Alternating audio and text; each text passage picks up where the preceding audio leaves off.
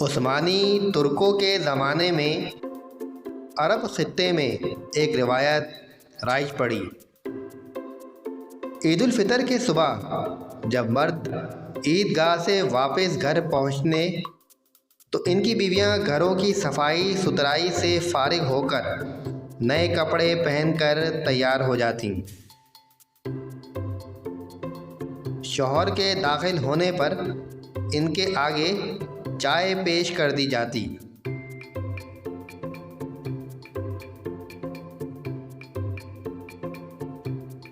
جسے پینے کے بعد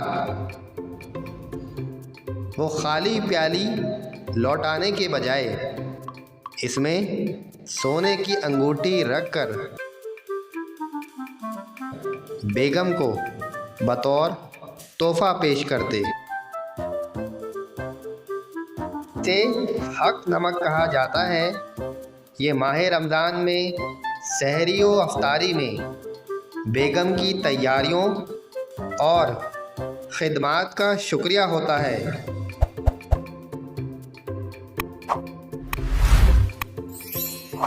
یہ حق نمک آج بھی سوڈان، لیبیا، سیریا اور افریقہ کے بعض علاقوں میں رائج ہے۔